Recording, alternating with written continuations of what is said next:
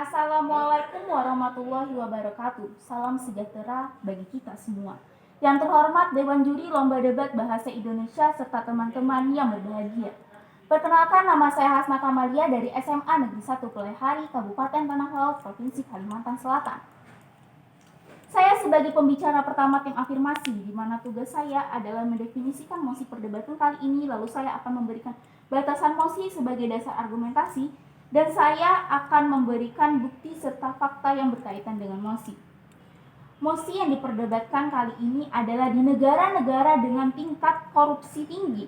Seleksi penerimaan mahasiswa baru hanya didasarkan pada indeks integritas sekolah dan indeks kejujuran siswa.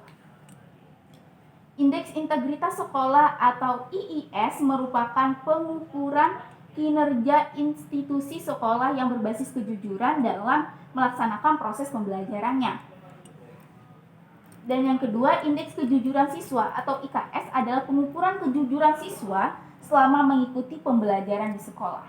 Dan kata kunci yang ketiga adalah korupsi. Menurut Kamus Besar Bahasa Indonesia, korupsi adalah penyalahgunaan atau penyelewengan uang negara untuk kepentingan pribadi. Dan menurut Undang-Undang Nomor 20 Tahun 2001, korupsi ialah merugikan keuangan negara, suap menyuap, penggelapan dalam jabatan, pemerasan, perbuatan curang, benturan kepentingan dalam pengadaan, dan gratifikasi. Jadi, korupsi adalah kegiatan penyalahgunaan atau penyelewengan uang negara seperti suap menyuap, penggelapan dana, pemerasan, dan hal lainnya yang akan merugikan keuangan negara untuk kepentingan pribadi. Dewan Juri yang terhormat, banyak negara di dunia yang tingkat korupsinya tinggi, termasuk negara kita sendiri, Indonesia, yang menduduki peringkat 85 dari 180 negara menurut data dari CNN. Menurut data dari KPK, jumlah kasus korupsi di Indonesia pada tahun 2017 mencapai 123 kasus. Hal ini merupakan angka yang cukup fantastis. Untuk menekan kasus korupsi yang tinggi ini, dalam seleksi penerimaan mahasiswa baru harus didasarkan pada indeks integritas sekolah dan indeks kejujuran siswa. Dengan menerapkan IKS dan IIS tentu akan membawa dampak positif yang sangat besar bagi pendidikan pembangunan karakter di Indonesia.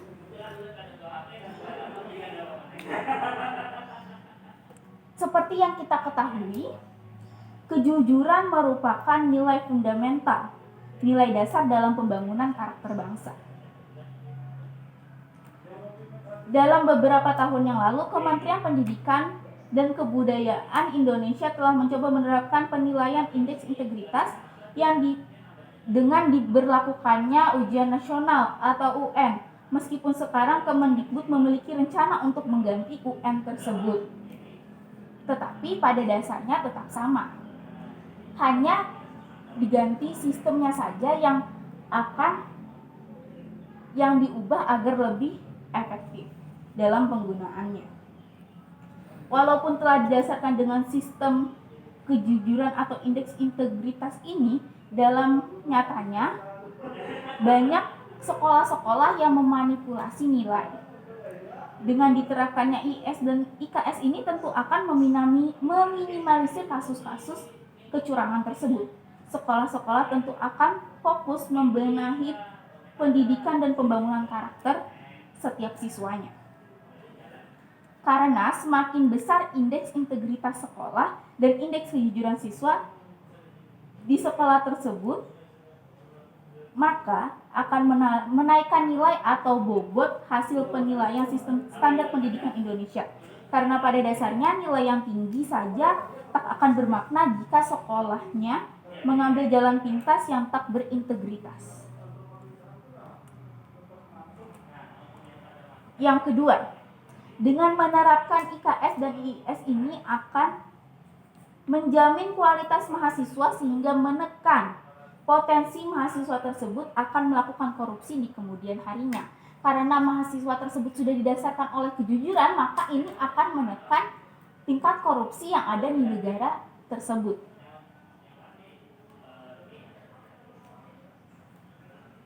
Jadi karena tadi mahasiswa tadi sudah dilandaskan oleh kejujuran sejak dini, sejak dia sekolah, maka nanti saat dia bekerja untuk masyarakat ke depannya, nilai-nilai kejujuran ini akan tertanam dalam dirinya dan akan menekan tingkat korupsi di negara tersebut. Kemudian saya akan menjelaskan bagaimana penentuan indeks integritas sekolah. Yang pertama dari hasil akreditasi sekolah atau hasil penilaian terhadap pelaksanaan standar pendidikan. Yang kedua ada laporan penggunaan dana BOS pelaksanaan UN. Dan yang ketiga ada rekam jejak alumni di ITN. Lalu cara mengetahuinya dengan cara Kemendikbud menyediakan laman atau website yang menunjukkan hasil UN sekolah manapun di Indonesia yang angkanya itu menunjukkan tingkat integritas sekolah tersebut.